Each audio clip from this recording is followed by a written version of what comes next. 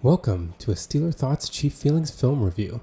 I'm Ajay, and this video will review the Steelers' 34-17 loss to the Ravens in Baltimore in the Week 16 Holiday Remix. As always, these videos have chapters. They're broken into these chapters, so if there's a specific segment that you want to watch, just head down to the scroll bar or look at the links in the description, and you can click over to whatever segment you'd like to watch. If you want to see the whole thing, stick right here.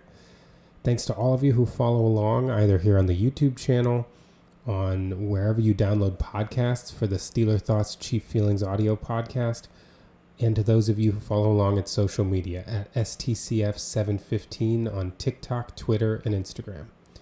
All right, let's get to the review. So let's pick it up with 11:51 to go in the first quarter. The Ravens are driving. They have a 2nd and 10 at the Steelers' 33-yard line in a scoreless game. Let's run the play once, and then we can talk about what happened.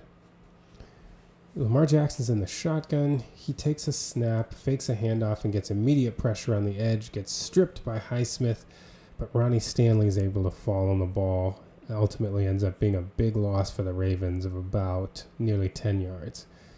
Putting them in third and very long and outside of field goal range.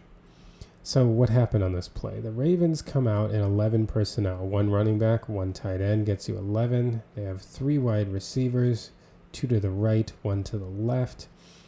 The Steelers are in a base. They've got 3 linebackers and only 4 defensive backs on the field. You do wonder if part of the reason they go to base on a play like this is because of Derrick Henry and how effective he has been this year as a runner, but the other that they are losing defensive backs like flies. I think Elliott and Jackson were not in this game. They hadn't lost Joey Porter Jr. yet, but they would soon to lose him, so they just didn't have a ton of defensive backs anyway. So not surprising that they decided to put in 3 linebackers on the field and go in a base defense. But the Steelers end up playing cover 1 man. Landon Roberts ends up being the underneath robber defender. Minka Fitzpatrick is the deep defender, and everybody else is manned up. Okay, so what the Ravens end up doing, they end up taking Bateman, and he ends up coming outside and going down the sideline. Flowers runs an over. Receiver here goes down the sideline, and Henry comes out and comes to the left. Andrews ends up helping out on TJ Watt. So here we go. Drop back to throw. Since Andrews is helping out, Peyton Wilson comes up and adds to the rush since the guy he's supposed to guard is blocking. Patrick Queen is keeping eyes on Derrick Henry, and Landon Roberts is the underneath robber. So TJ Watt's getting that extra attention, having to deal with the tight end before he can go into the tackle. But the real matchup to watch here is Highsmith against Ronnie Stanley. Highsmith has done a great job this year winning to the outside, and he does again here. Gets outside of Stanley very quickly. Fights right through that left arm. And does a great job of cornering and getting enough back to get Jackson's arm here and force the fumble. And if you look at Jackson, he's come back, dropped back. He's hitching up once. What he wants is Flowers coming across the middle, who's coming open on his over route. So this timing from Highsmith is perfect. Even a half second later, and Jackson gets this throw off to Flowers, who's open, and Flowers might get a huge chunk play here. But instead, Highsmith does a great job getting to that ball before Jackson can start moving the arm forward, stripping the football. And luckily for the Ravens, Stanley's able to fall on it before TJ Watt can, and they retain possession. Seeing it from the end zone view, you can see the pass rush from Highsmith very well here. So Highsmith starts working up the arc immediately, and he does a great job. He's just so quick that Stanley isn't able to get arms on him as he would hope. He isn't quite able to really get into Highsmith, and Highsmith's able to get around, and just essentially it's that left arm. The right arm doesn't get enough on there, enough force on there, and Highsmith just fights through that left arm around the corner Due to the depth of Jackson's drop, Highsmith's able to corner enough to get to his arm and get that ball out.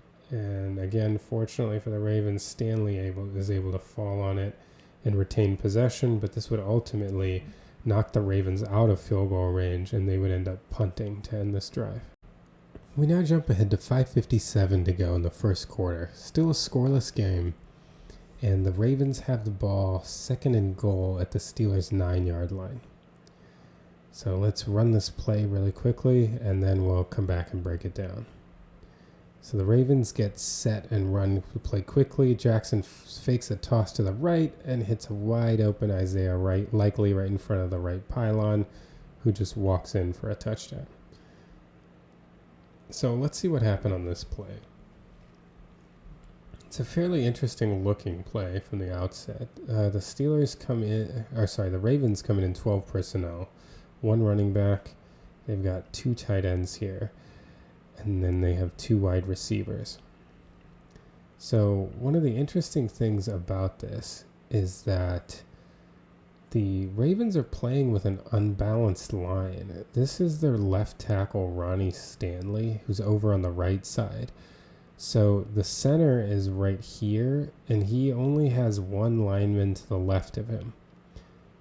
This is the left guard. Here's the right guard, right tackle, and the left tackle is all the way out here. You can do this provided that you follow all the rules, which is basically the lineman has to be on the line of scrimmage and he has to be covered by an eligible wide receiver. Shifting him over here doesn't make him eligible. He's still ineligible as a wide receiver, so he has to be covered by an eligible receiver. And on this side too, the guard has to be covered by an eligible receiver. In this case, it's the tight end. So this is a legal formation. They've just shifted the left tackle over to the right side. The Steelers come out here and they're playing what ultimately ends up looking like a cover 1. So they bring the linebacker Landon Roberts down and they end up rushing 5. So they have no underneath defender against the cover 1. They just have the deep safety. And it does look like everybody else is manned up. And so what the Ravens do, they send Flowers up, send this receiver up, and they bring Likely out to the front pylon. They fake a toss to Henry and have him run out to the flat. So you can see here's the fake toss from Jackson. There's the fake toss. Then he drops back. The receivers go up, and Likely gets left entirely and walks in for a touchdown. So what was supposed to happen defensively from the Steelers? It looks like they're manned up. It looks like man-to-man, man-to-man. He is supposed to be guarding Andrews, who's blocking. And so then the question is, who has Likely? Well, it looks like the way both of them are playing this, it looks like Queen and Minka think that they have Henry. Queen is, if you watch him, he's mirroring Derrick Henry throughout this play. He does get kind of picked off slightly by Flowers, but he's essentially mirroring Derrick Henry. And Minka starts down here. He would have been the person you'd think was most likely to have Likely, no pun intended. And Tom Brady's thought on the broadcast was that here, this fake pitch right here froze Minka and allowed Likely to run by him. But the thing is, like, even after the fake pitch and when Jackson is clearly holding, look how flat-footed Minka is. And so it's not like he just like saw the fake pitch and was like, oh no, and then ran back to get Likely. He's still standing in place here. It's almost like he thinks this is the guy that he's guarding, and that he just lets Likely run by him. And you can see as Likely catches this ball, he looks back at Queen and he puts his hands up like, hey, what's going on here? I really don't know. I mean, it makes the most sense to me that Queen would have Henry based on the fact that he starts the play in the middle of the field. I mean, it's a lot to ask of him to get all the way out here. But Minkah is not playing as if, I mean, he comes out initially, but see, on the fake toss, he comes out as if he's getting ready to set the edge. Then look at him here. Like, Jackson is holding the ball. He's not paying any attention to Likely. He's still breaking down. I mean, this doesn't look like a guy who thinks he's guarding the guy who's running right past him. And at this point, he can't think it's a run. I mean, Jackson's holding the ball. I don't think this is just the run fake holding Minkah here. I'm not really sure. To me, he's behaving as if he thinks he's guarding Derrick Henry. I mean, he's not just going to let... I mean, at this point, it's not like he's still looking in the backfield like, oh no, are they going to run it? Like, that fake toss was right here. At this point, he's expecting that. Now he's broken down. Jackson's just standing there in the pocket. So yeah, confusing. It helps, at the beginning of this, the Ravens got into, look how quickly they got set and snapped it.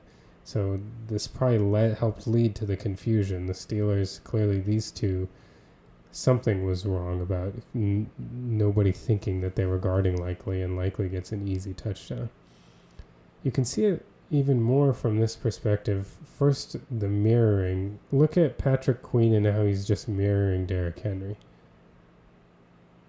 I mean, so he really seems like he thinks he's guarding Henry. It's a little harder to see Minkah from this view.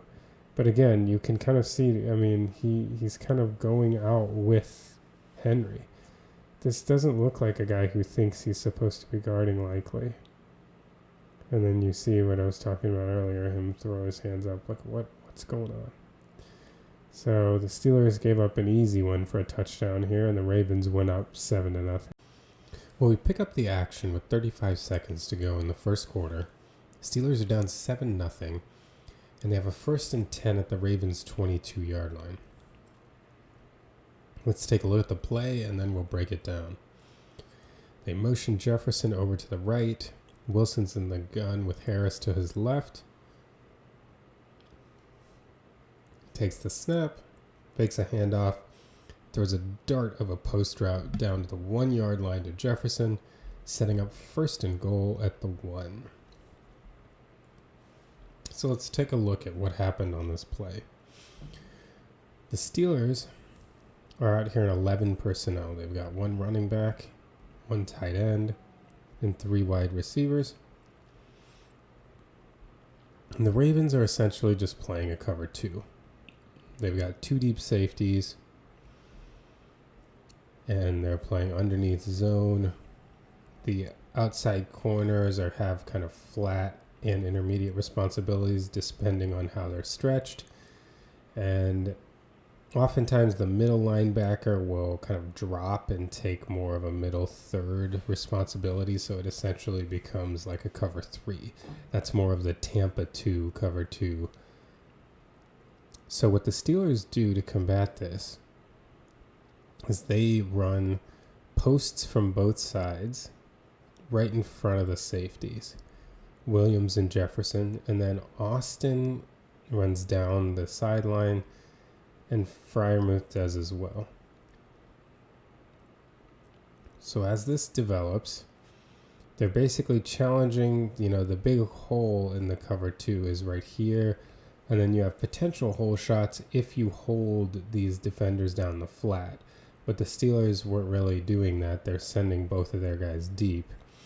So really the goal here is you either have the safety commit hard to the post and you open up something on the outside, or you're going to have a post route open right in front of the safety. Roquan Smith, if you notice, commits a little bit more to the side with Mike Williams, which leaves Van Jefferson open as he comes right in front of the safety. And Wilson notices that immediately and wastes no time firing that into Jefferson and getting a 1st down. So in theory, if Smith peels off over this way, this would be the route that you could hit. But Wilson identifies this quickly, that he's going to have a big opening in the middle of the field in front of the safety. and gets it right over there in time. Jefferson almost scores on the play. See it here from Wilson's perspective. He's going to motion Jefferson over. Freiermuth steps back to make sure this is still a legal formation. And watch how when Wilson takes the snap and fakes the handoff, he's on Jefferson immediately. He's looking and he's got the opening. I'm guessing one of the reasons Jefferson's the first read over Williams is because Kyle Hamilton is the safety on this side, a less likely guy or a less desirable guy to challenge. But Wilson drops back, looks over, he sees what he wants immediately and gets it right in on time. Big first down for the Steelers. They ended up converting on the next play and scoring a touchdown to make it a 7-7 game. We pick it up with 7:33 to go in the second quarter. At this point, still a 7-7 ball game. And the Ravens have a 3rd down and 8 at the Steelers' 14-yard line. If you're looking for the Russell Wilson fumble, you're saying, hey, there's a play in here that we're missing, head to the last segment of this film review where we cover it there in a section talking about some of the miscues in the game. So here the Steelers are in a 7-7 game trying to get off the field here and only give up a field goal. And the Ravens are in 3rd down. Let's take a look at the play and then we'll break down what happened. So Lamar Jackson's in the gun. He's got 2 tight ends, 2 wide receivers. He drops back, looking over to his left, and he throws a corner pattern to Rashad Bateman for the touchdown.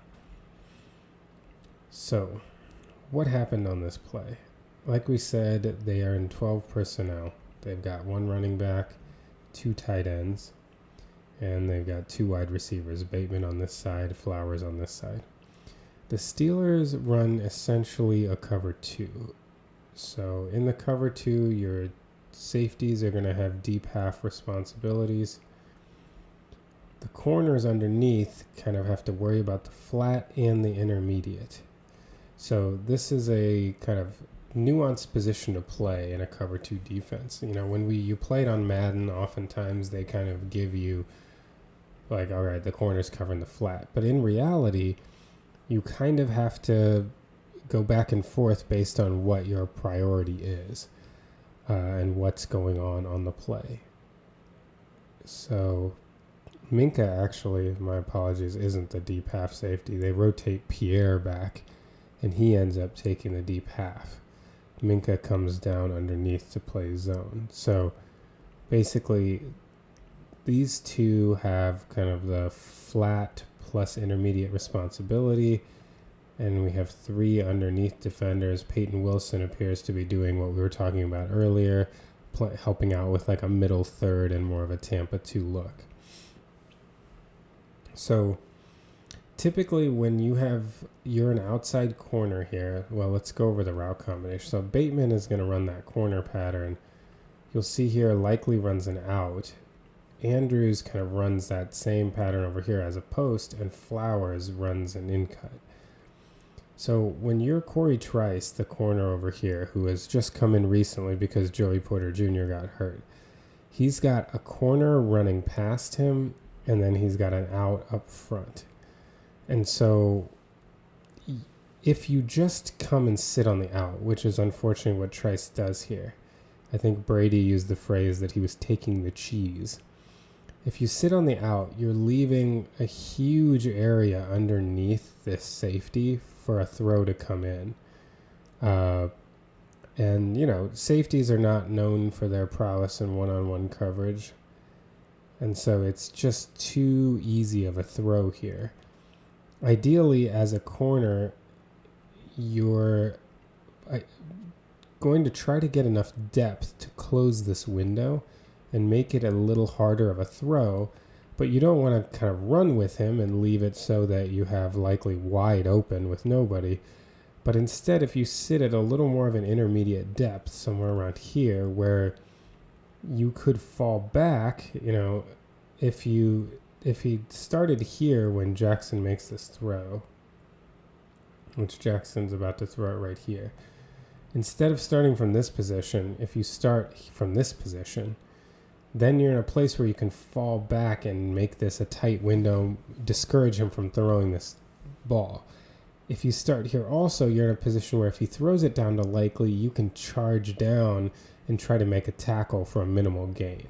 So that's kind of the nuance. In a cover 2, it's not so simple as like, here is my area. If you only are challenged in the flat, like if there's no deep route over here, then yes, you come sit in the flat. If there's no flat route and there's only a deep route, you're expected to fall back farther. But when you've got both, you want to sit somewhere intermediate so that you could fall back on the deep route. And by intermediate, it really means closer to the deep route than the flat route, right?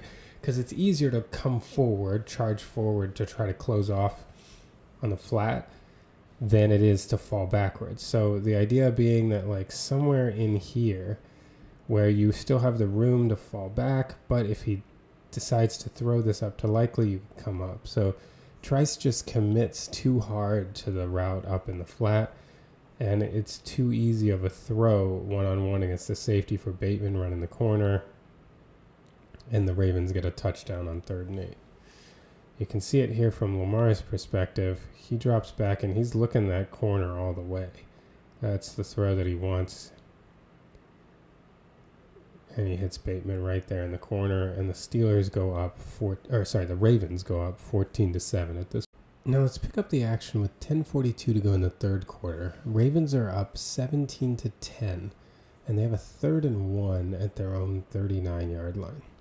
So let's take a look at this play, and then we'll break down what happened. Jackson hands it left to Derrick Henry, who gets swallowed up in the backfield. So the Ravens are coming out here in 11 personnel. They're actually in a lighter personnel grouping here for this run play. They have one running back here, Derrick Henry, and the tight end is Isaiah Likely. They've got 3 wide receivers. I think hopeful that the Steelers would match with lighter personnel, but the Steelers actually still came in their base. They've got 3 linebackers, 4 down linemen, and then 4 defensive backs. And like we mentioned earlier, part of this might be the fact that the Steelers have had a lot of defensive back injuries here, so they're not that interested in putting in extra defensive backs if they don't have to. And then on 3rd and 1, they're probably anticipating a run, even with a lighter personnel grouping. So what the Ravens try to do, they're blocking left. They're trying to block the tackle, get Highsmith. The guard over here is trying to get Landon Roberts. Then it looks like the center and the right guard are trying to double team Loudermilk, with the center then coming up and getting to Patrick Queen. The right guard is going to take Benton, and they're going to kick out over here with the right tackle. Sorry, the right guard and right tackle are both moving over toward Benton. So see how the line is shifting all the way. The right tackle, right guard, and center. And then the center is going to come up. So sorry, I got us to the center last time and then skipped over a section. So we've got left tackle here, left guard here.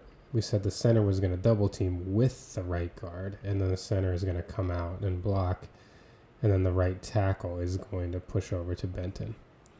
So to get this edge, you're going to have Likely try to come in and kick out here. So watch the flow here. A couple of things happen. One is that Loudermilk puts a swim move on the center, which kind of gets him down, and it prevents the center from climbing to Queen, who then is untouched here. At the same time, the left guard is unable. Landon Roberts manages to slip by his block, and that's really the point of attack for this run. So the left guard gets shed pretty quickly by Roberts, who's immediately in the hole right when Henry tries to hit it. And Roberts is able to slow Henry's momentum and shut this play down immediately. And because the tackle is blocking down on the right side and the tight end is blocking out, there is a hole here that could be a potential cutback. Peyton Wilson does a great job filling here, and when Roberts comes through, Wilson flies through that hole to help clean up the run play.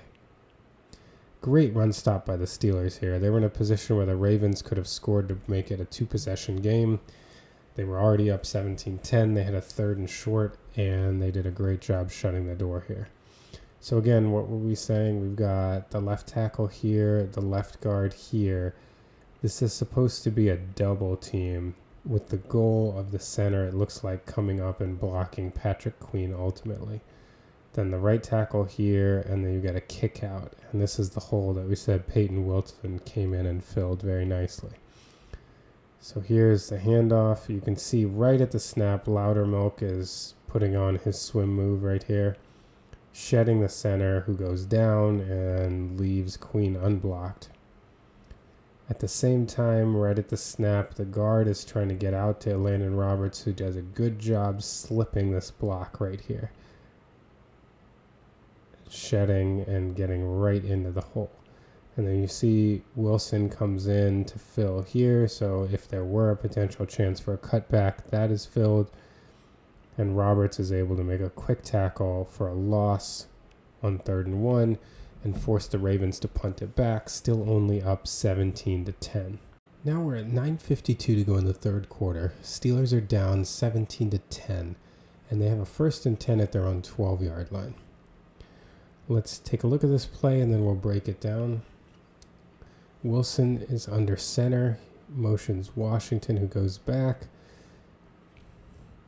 There's a play fake to Najee Harris, and Wilson throws deep down the right sideline to Austin, who makes a great catch, squeezed to the sideline for a 1st down and a gain of about 44. So let's take a look at what happens here. The Steelers are lined up in 11 personnel, 1 running back, 1 tight end, and they've got 3 wide receivers. The Ravens are running a cover 3, so essentially they've got deep third, deep third, deep third, and then they've got their underneath defenders, 4 zone defenders underneath.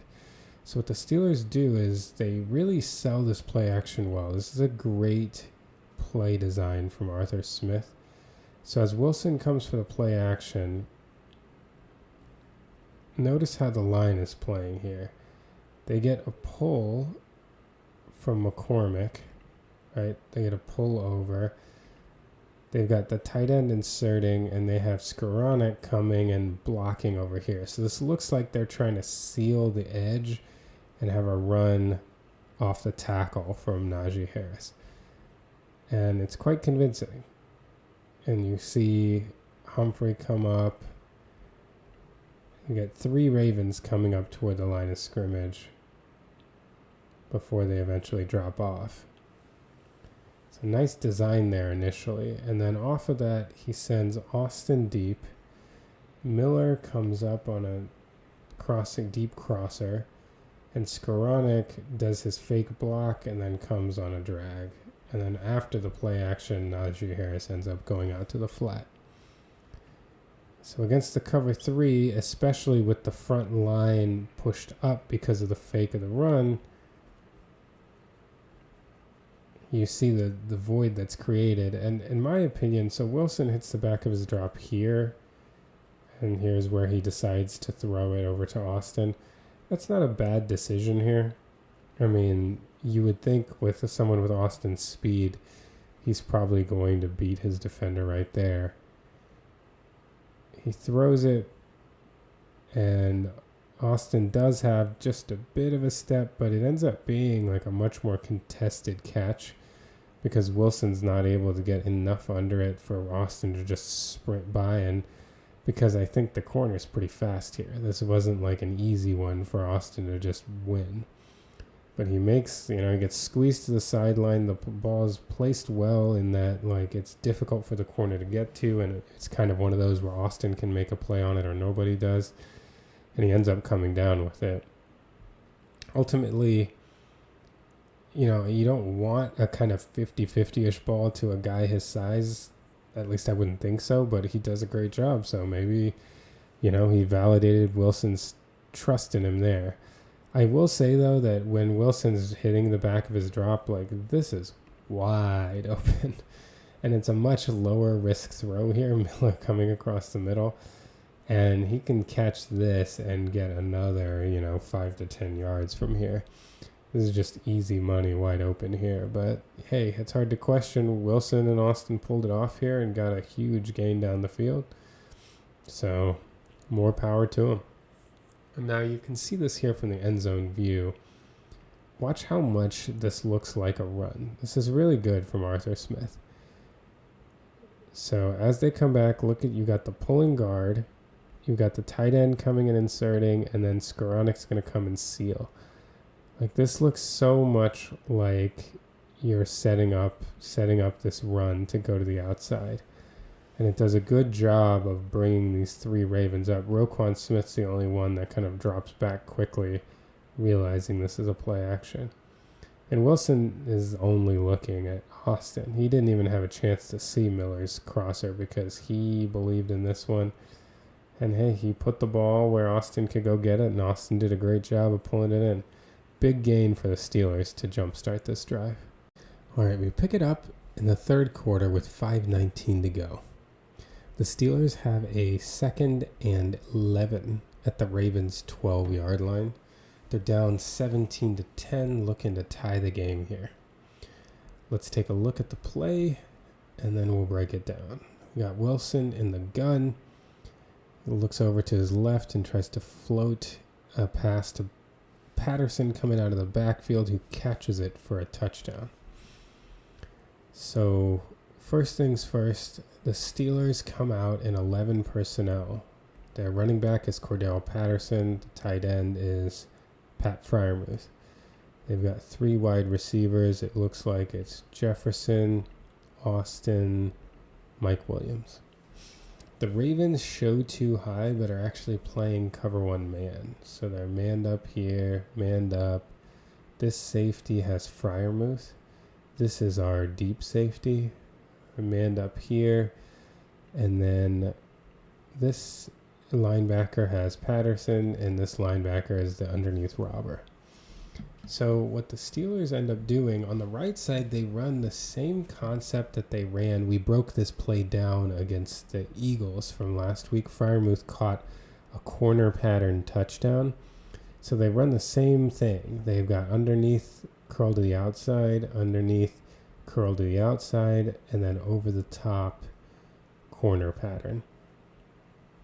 On this side, Mike Williams tries to run a corner of his own. He kind of comes up to bring it in and then wheel back out. And then Cordell Patterson essentially runs to the front pylon. So as Wilson drops back, he seems to be mainly looking to the left side here.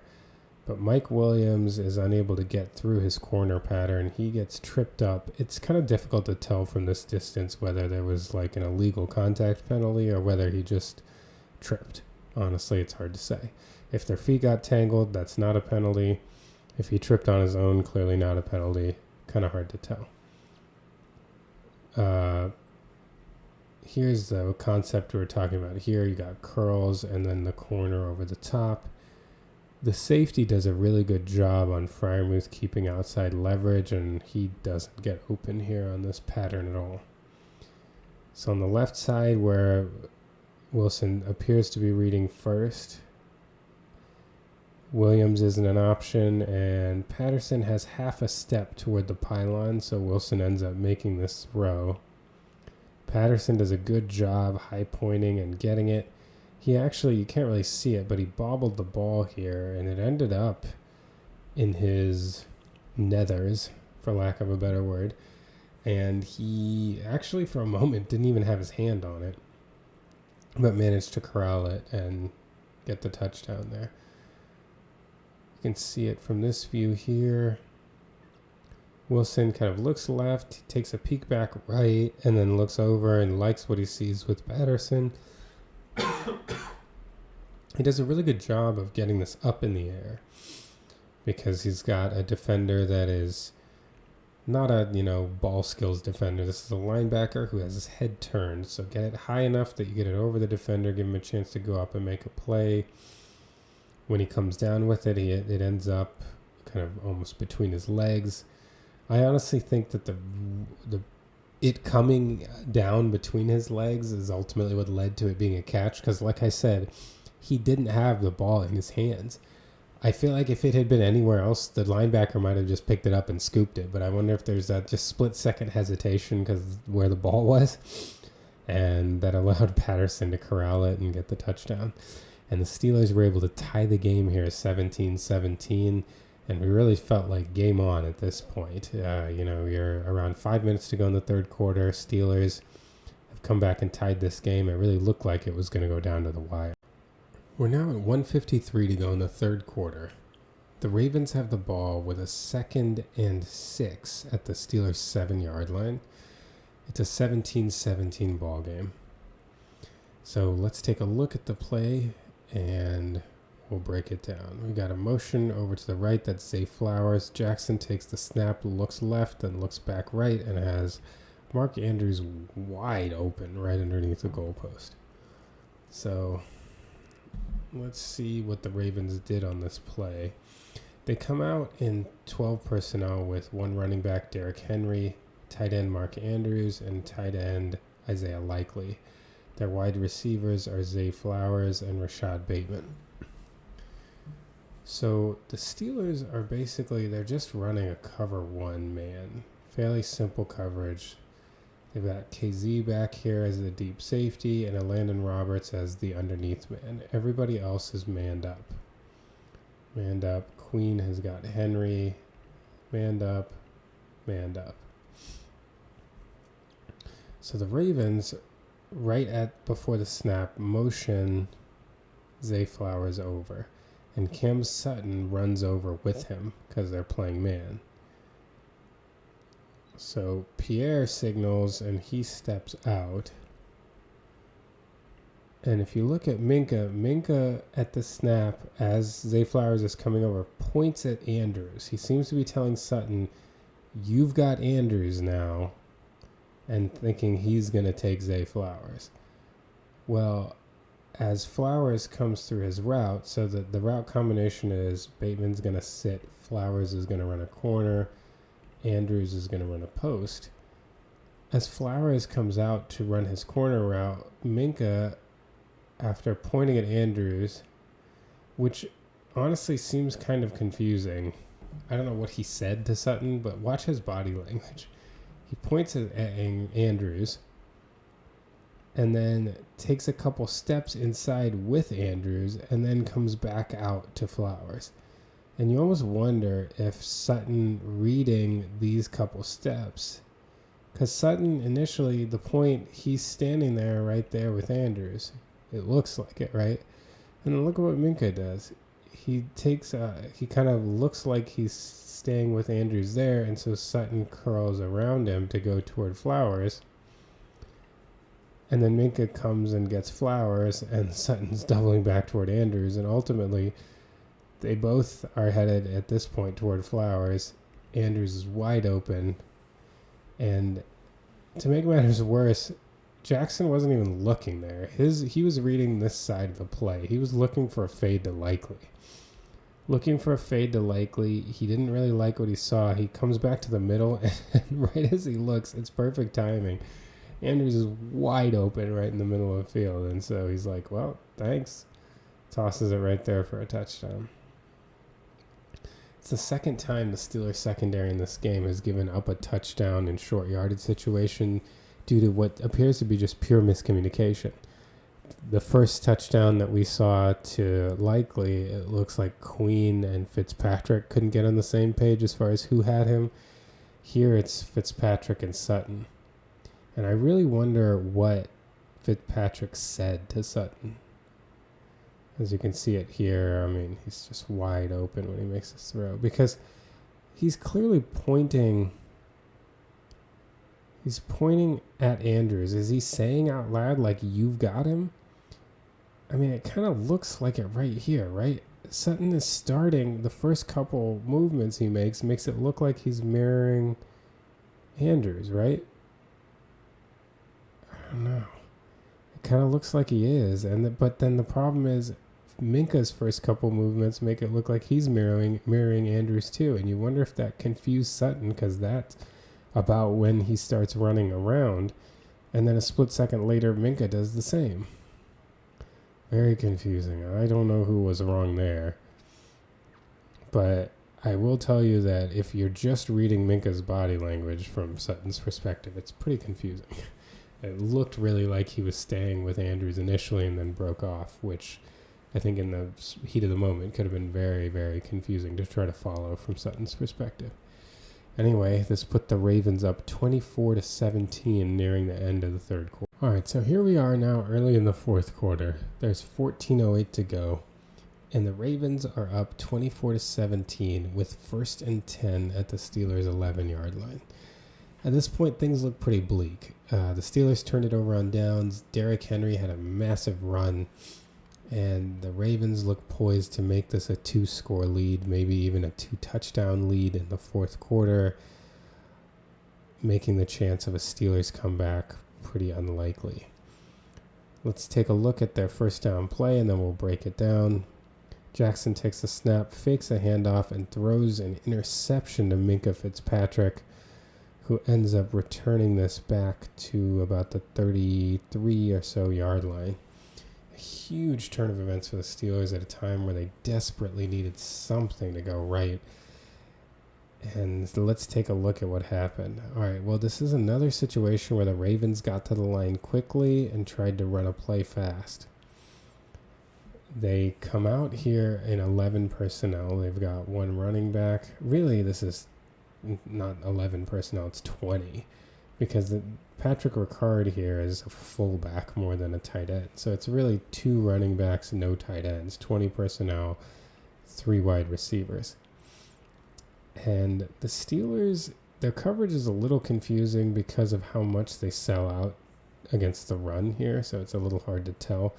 But it looks like they're essentially playing quarters principles, with each of these guys responsible for a deep quarter.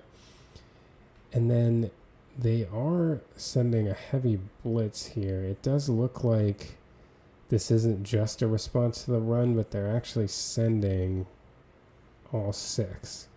So they're going to have 5 back, and so they're kind of splitting the field in quarters with Queen underneath. Although with this run fake that Jackson does here, Queen ends up charging as well. So they really end up with 4 guys back covering in like a cover 0 look. But they're not manned up. You know, this looks like it's more like a quarter zone principle, which, you know, having 4 guys playing zone is quite difficult to split up the field. And if you notice, because of it, guys are running free. So they have Bateman running down a little drag. Flowers runs a post. Ricard will block and then comes and runs a crosser over here. And look at, and oh, I forgot that we have a leak out over here. So when Jackson is ready to throw this ball, at this point, literally everyone's open. Ricard is running here. Nobody's running with him. Bateman's coming over here. No one's running with him. Well, I mean, Minkah and Trice are, but they're not going to stop a reception here. He's leaking into the flat. No one's with him. And Flowers is running the post in the end zone. He's open too. All 4 receivers are open here. But what ends up happening is Bateman comes and just decides to sit in the middle of the field, and Jackson thinks he's going to continue running his route. I wonder if part of it is Bateman can feel that he's getting out leveraged by Minkah. Minkah is starting to beat him down the field, so he decides to stop. Unfortunately, he does that at the exact moment that Jackson decides to throw it, and so he ends up just essentially hitting Minkah in stride. And Minkah picks this off. But, I mean, if at this point he just decides to dump this off to Ricard going this way, I mean, look at Ricard. Nobody on this entire side of the field. And then it's the same thing with Zay Flowers. That if instead he looks to the post, I mean, look at KZ coming this way and wheeling around. His hips are turned the wrong direction. He's completely spun around. I mean, Zay Flowers runs wide open. So if he picked either of these, even a toss out into the flat probably gained some yardage. If he and Bateman were on the same page, this is a completed pass. I mean, it's quite an outcome for the Steelers that this pass got intercepted, because they essentially let everybody run free on this play and somehow got a pick.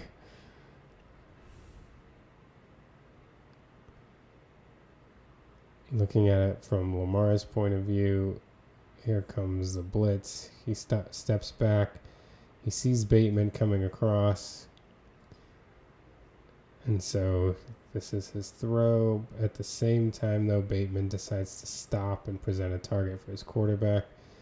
But if you notice, the other way, if he had decided to throw, Ricard is crossing the other way, and nobody's running in that direction whatsoever. And you can also see the Flowers post wide open right here. It's just unfortunate for the Ravens. I mean, everybody's running free, and somehow threw an interception to Minka.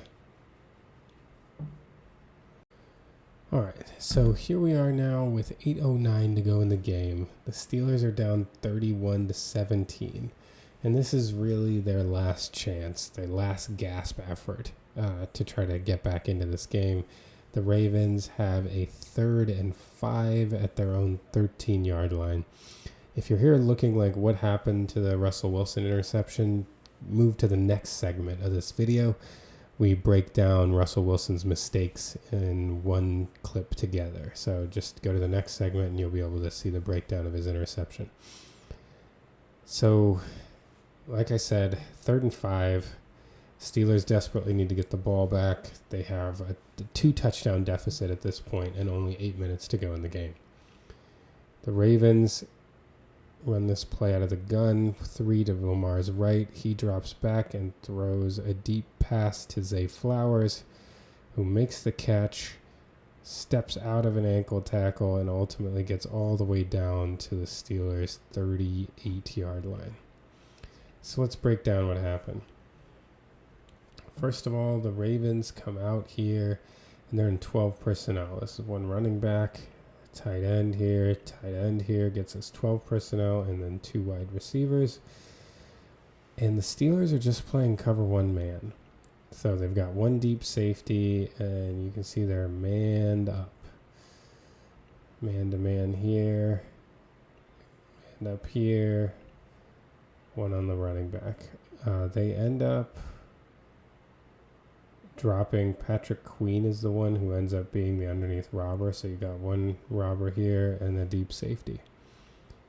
And the Ravens run the following route combinations. They go in cut here. Likely, I believe he runs an out. Yeah. And then Flowers just runs a go. And I will say from Beanie Bishop's perspective, if you are going to press somebody that is as fast as Flowers in, you had better get hands on him. You cannot, if you're going to give him a free release, you might as well have played off coverage. He gets the worst of both worlds. He plays up in a press position, does not at all affect his release. He's not able to get hands on him. And Flowers is just going to outrun you. Like, you're just going to get burned there. This is, if you're not going to be able to get hands on him, you should be starting back here, not up at the line of scrimmage. If you're going to play up there, you better get hands on him. Otherwise, you get torched like this. Flowers is too good of a receiver. He's too fast. And that's what happens. Beats you right down the field. Here from Lamar's perspective, he looks over, sees, I mean, his eyes probably got so big seeing him streaking down the field like this. This is just an easy pitch and catch. I mean, you can't, in Beanie Bishop's position, you can't come up and press him and not get hands on him. And this, I mean, the game was probably over right from Wilson's pick 6, but at this point, the game was really over. And that's all she wrote for the Steelers. When you bring in a veteran quarterback, you're bringing in a guy that is supposed to give you the security that he won't lose you football games. And that's what the Steelers were hoping for in getting Russell Wilson. Now, in this game against the Ravens, Russell Wilson made two crucial errors at very important points of the game that one could argue reasonably lost them the game. Now, I'm not saying that if Russell Wilson doesn't make these mistakes, the Steelers definitely win. But I'm just saying that these mistakes made it essentially impossible for the Steelers to win this game. Now, full disclosure, those of you who've been following along with my reviews, I am somebody that was on camp Justin Fields before the season and early in the season. And my logic there was that Russell Wilson would not be the veteran that would prevent mistakes. And I didn't feel like his level of play was very good the last 2 years in Denver. I saw more potential in Fields with his talent, more chance to grow. So on that front, admittedly, I was wrong, right? Russell Wilson had a much higher ceiling remaining than I thought. He's played very well this year. Changing to Wilson was the right choice. He's played better than Fields did this year. But one of the things about bringing in that veteran is you don't want situations like this game against the Ravens. These were mistakes that one would expect out of Fields, not Wilson, not your veteran guy. So let's break down these two mistakes, go into them in some detail, and kind of talk through what happened on these plays. The first one is at a 7-7 ball game. There's 1:11 to go in the second quarter.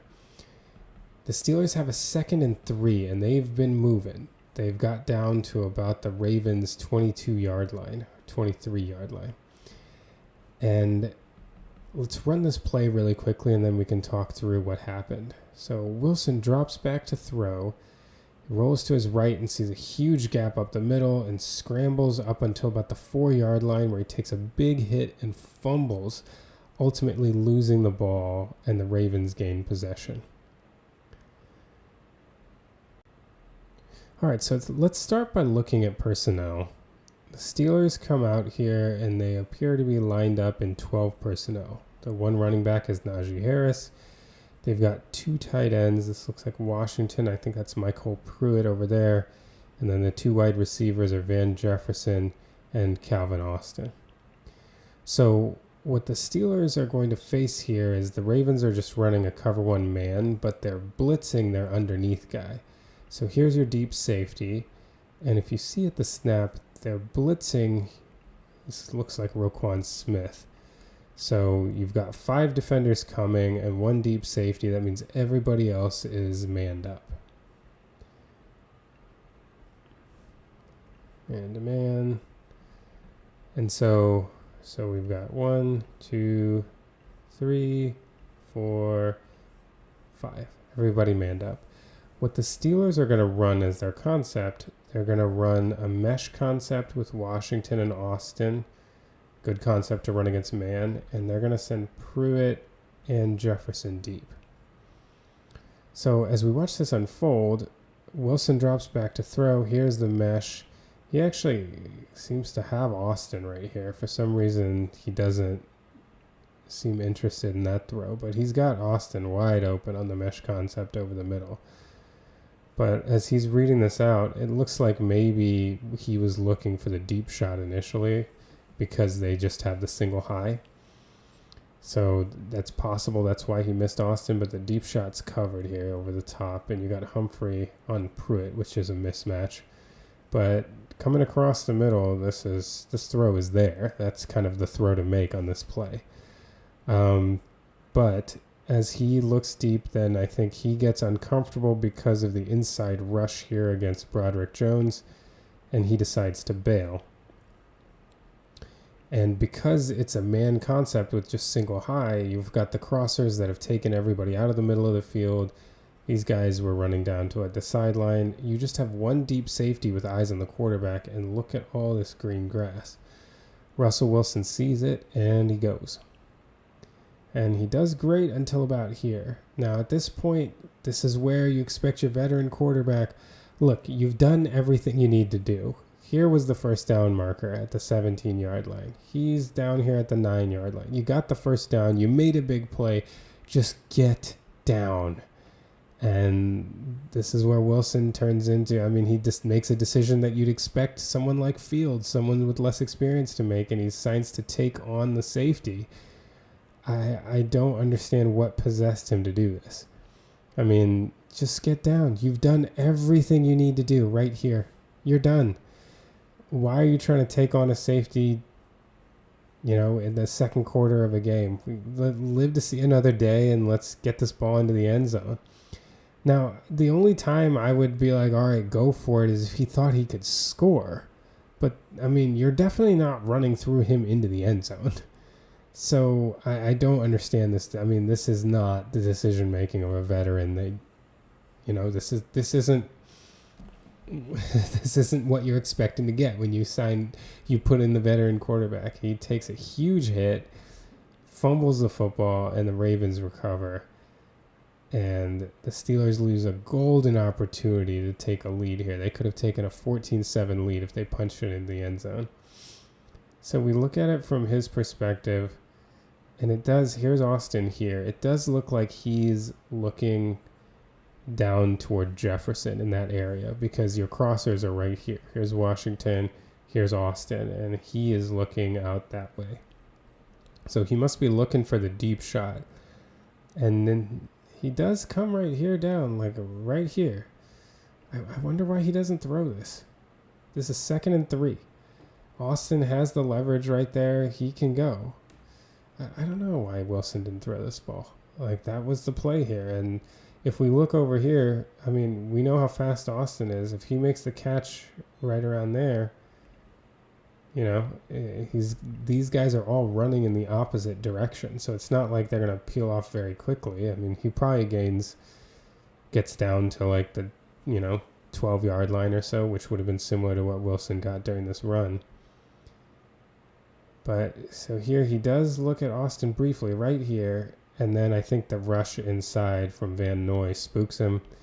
And so he decides to escape. He's got room to escape. And then he runs. The middle of the field is completely vacated. And then right here, he realizes he's not going to be able to beat the safety to the goal line in this direction. So he tries to cut it back as the safety comes in. And I don't know. This, like I said, just get down. Just get down. At the very least, veteran quarterback, if you're coming here and you're about to run through a safety, get two hands on the football. One of those two things. Preferably just get down. You're 36 years old. You've made a great play. You've gained 15 yards on a scramble. Just get down. Instead, he fumbles it and loses it.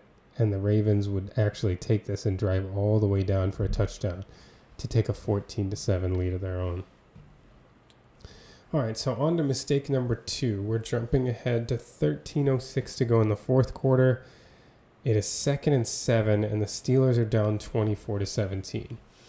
They actually got the ball down 24-17 and had to punt, but were given new life by the Minkah Fitzpatrick interception.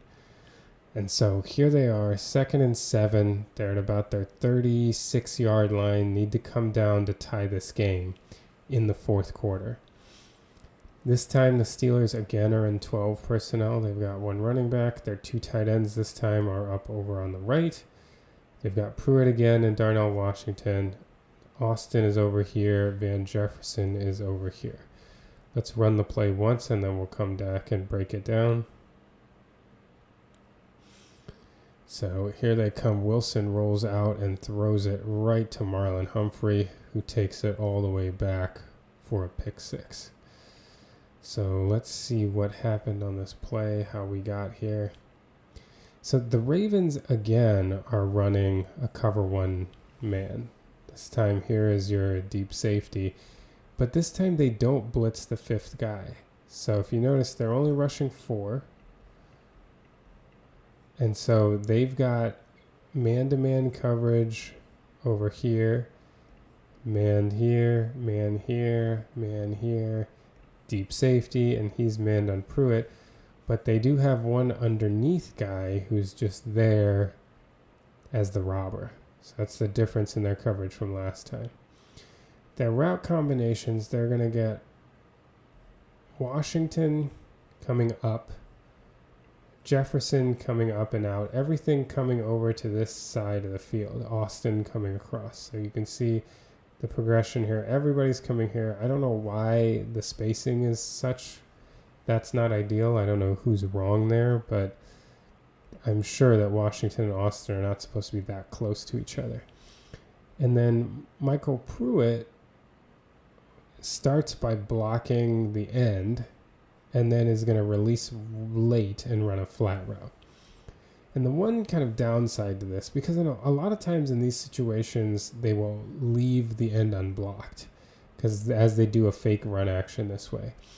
That's a little bit more convincing to the defensive end that there is a run in that direction if they're unblocked. So sometimes they'll crash down and kind of run themselves out of the play. The downside of blocking it like they did was that once Pruitt releases, then the end is in great position to just come downhill and pressure Wilson, which is exactly what he ends up doing. So he just comes straight downhill. Wilson tries to make a throw over to Humphrey. He does throw it to Humphrey, but throw it to Pruitt, and it's intercepted. And this is the cardinal sin here. When you're throwing to the outside on an outbreaking route, you cannot miss short and you cannot miss inside. And Wilson puts this ball inside his back shoulder. I mean, and an experienced corner like Humphrey, who has excellent ball skills, and you're going up against a backup tight end, and Pruitt, he's really your third tight end. This is already a kind of coverage mismatch here, and then you're putting it behind your third tight end right in a zone where the good corner can get to it. I mean, this is a very poor throw, and a throw that you would expect somebody with Wilson's experience to not make. Miss this throw, fine, but don't miss it behind him. Don't miss inside. You can miss outside all you want. Throw this over Pruitt's head outside. Live to play another down. But you cannot miss this throw inside. And Wilson throws a back-breaking pick six. And suddenly, instead of 24-17, it is 31-17. And the Steelers are left with a huge hill to try to climb to get back into this game. This play essentially ensured that the Steelers would lose this game.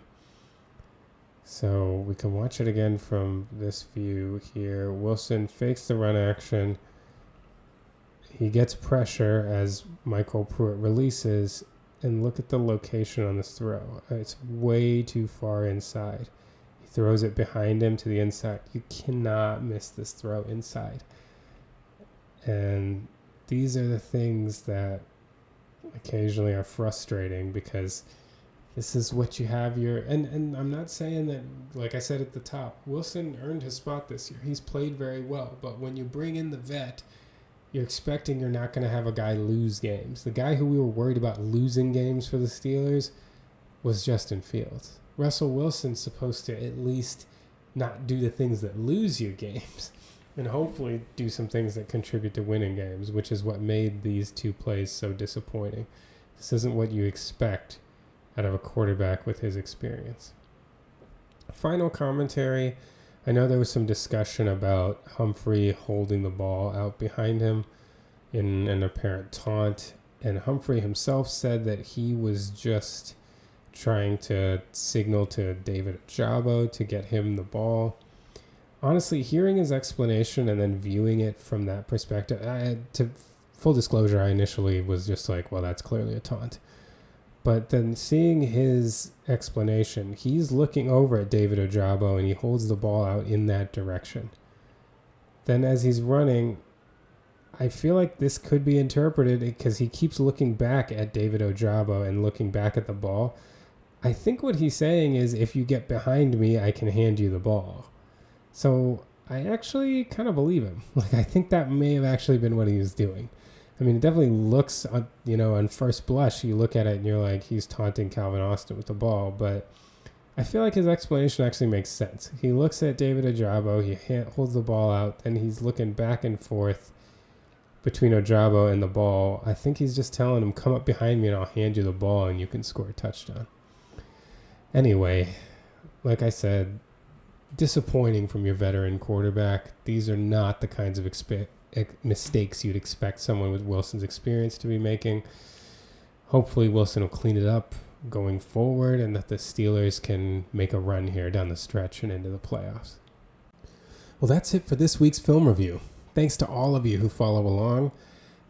Give us a follow on social media at STCF715 on TikTok, Twitter, or Instagram. Our audio podcast is available wherever you download podcasts, the Steeler Thoughts Chief Feelings podcast. And we will have a film review up for the Chiefs-Steelers Christmas Day game sometime later this week. Until next time.